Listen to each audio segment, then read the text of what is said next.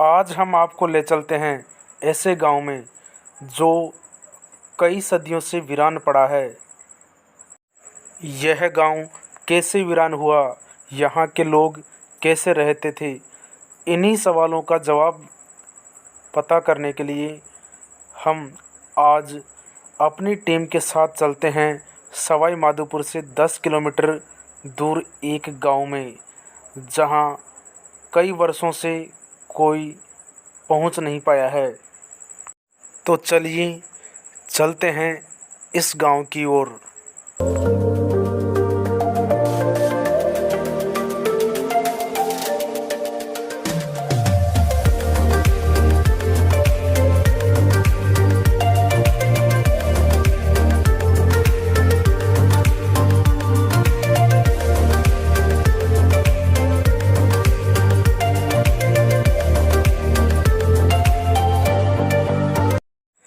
यह सवाई माधोपुर ज़िले का सबसे बड़ा बांध सूरवाल बांध है, जो अभी बरसात के दिनों में चारों ओर से भरा हुआ है। यहाँ से जितनी भी दूर देखते हैं उधर पानी ही पानी नज़र आता है। इलाके में बाजरे की लहलहाती फसल को देखिए, जो पकने से कुछ ही दिनों की दूरी पर है। गांव में पहुंचते ही हमारा सामना एक जीर्ण शीर्ण घर से हुआ, जिसकी दीवारें ढह चुकी है। आप इस घर को देखिए और देखकर अंदाज़ा लगाइए यह घर कितने वर्षों पुराना होगा। यहाँ आज कोई नहीं रहता है, लेकिन इसकी दीवारें इसके आबाद ज़माने की कहानी खुद बयां करती है। चलिए घर के अंदर चलकर देखते हैं कि इसमें क्या क्या है और क्या क्या शेष बचा हुआ है। जैसे ही हमने घर में प्रवेश किया तो बिल्कुल टूटी फूटी दीवारें और इसके बीच में उगी वनस्पति हमें दिखाई दी। आप खुद देख लीजिए। जैसे ही हमने प्रवेश किया, दाएं साइड पर हमें माताजी का एक छोटा सा मंदिर दिखाई दिया। थोड़ा और आगे बढ़ने पर एक नीम के नीचे भैरव बाबा का चबूतरा हमें दिखाई दिया। और देखिए, एक माताजी और इस घर के अंदर मौजूद है। इससे लगता है कि यहाँ कई देवताओं का निवास रहा होगा और लोग इसे बहुत पूजते होंगे। इसके लिए यहाँ सामग्री रखने के लिए कुछ कमरे सुरक्षित रखे गए हैं। नीम के वृक्ष के नीचे एक चबूतरे पर भैरव बाबा की मूर्तियाँ स्थापित है। हमें बहुत ही प्राचीन नीम का वृक्ष दिखाई दिया, जो देखने पर सदियों पुराना लगता है। इसके 2 चीर हो चुके हैं। मिट्टी के बने हुए घर अपने ज़माने की कहानी को खुद बयां कर रहे हैं। हमने चारों तरफ देखा तो टूटी फूटी दीवारों के अलावा हमें और कुछ नहीं दिखाई दिया। तो अब चलते हैं गांव की गलियों में और देखते हैं हमें क्या क्या दिखाई देता है। तो वीडियो को अंत तक देखते रहिए। और यदि आप चैनल पर नए हैं तो चैनल को सब्सक्राइब कर दीजिए। तो चलिए चलते हैं। जैसे जैसे हम गली में जाते जा रहे हैं, हमें टूटी फूटी दीवारें, कंक्रीट, कोलू के बने घर और मिट्टी, इनके अलावा कुछ भी नहीं दिखाई दे रहा है। बबूल सभागार, जहाँ पर लोग इकट्ठा हुआ करते थे, मिट्टी से चुनी हुई दीवारें और देखिए विभिन्न प्रकार की वनस्पति जो अब एक जंगल के रूप में तब्दील हो चुकी है।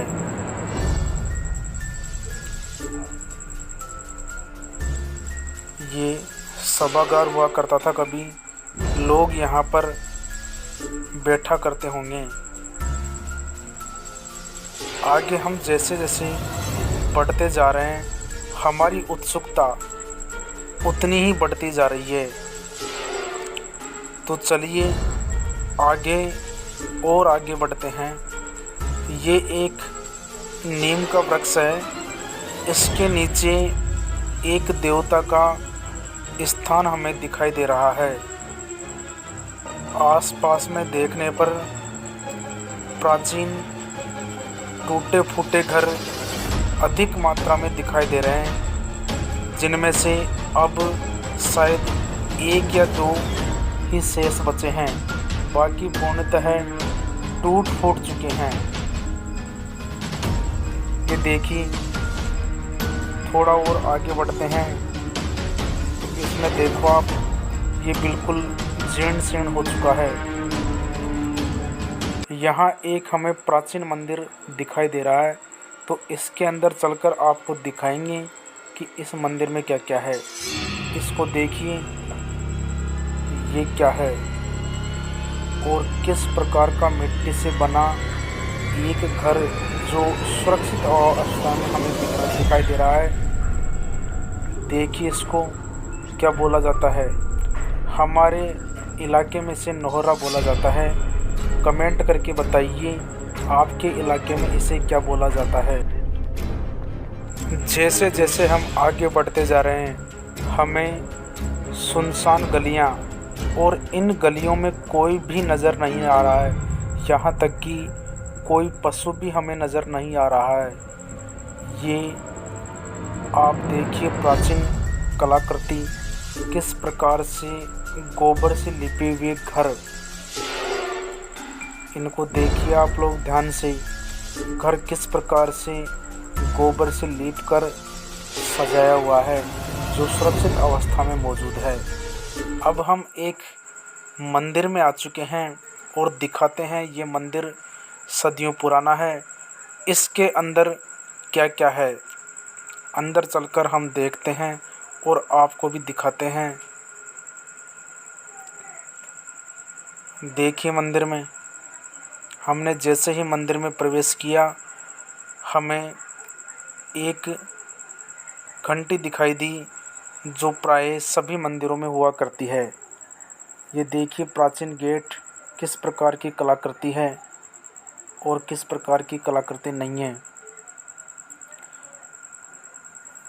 ये देखो एक प्राचीन संयंत्र हमें दिखाई दे रहा है। ये पता नहीं कौन सी पुरानी चीज़ है। इन दीवारों को आप देखो, जो बिल्कुल काली हो चुकी है, और इस अवस्था को देखकर आप इसकी प्राचीनता का अंदाज़ा ज़रूर लगा सकते हैं। यहाँ एक सुरंग है, हम उसके अंदर जाते हैं। ये बहुत ही डरावनी है।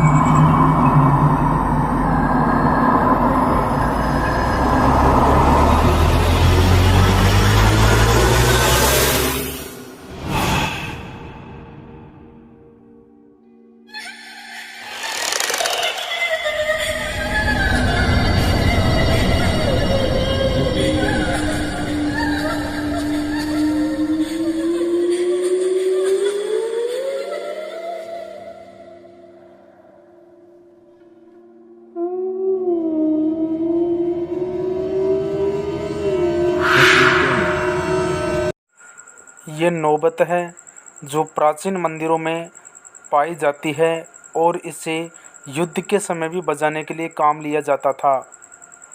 अब हम मंदिर के अंदर चलकर देखते हैं कि मंदिर में किसकी मूर्ति है और क्या है। जैसे हम मंदिर में गए तो हमें राधा कृष्ण की प्राचीन मूर्ति दिखाई दी, और आप देखिए प्राचीन मंदिर किस प्रकार से बने होते थे।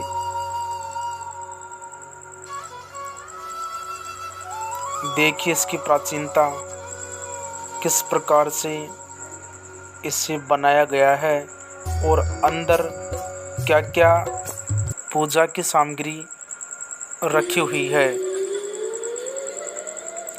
अब हम इस सुरंग से ऊपर चल के देखते हैं और देखते हैं कि ऊपर से हमें और क्या क्या दिखाई देता है। सीढ़ियों से होते हुए हम ऊपर की ओर जा रहे हैं और देखते हैं ऊपर जाकर जैसे ही हम ऊपर पहुँचे हमने आसपास पुराने वृक्ष, टूटे फूटे घर,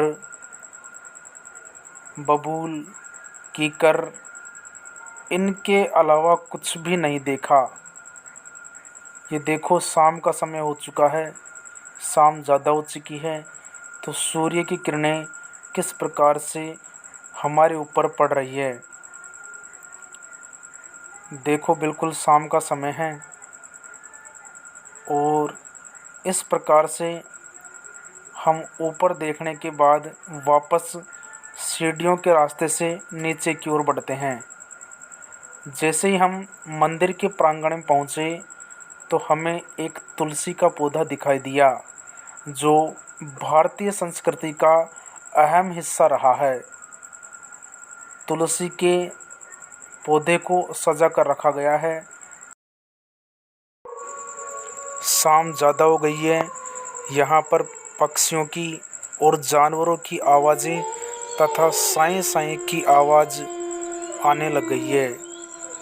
अतः हमें रात होने से पहले यहाँ से चल देना चाहिए।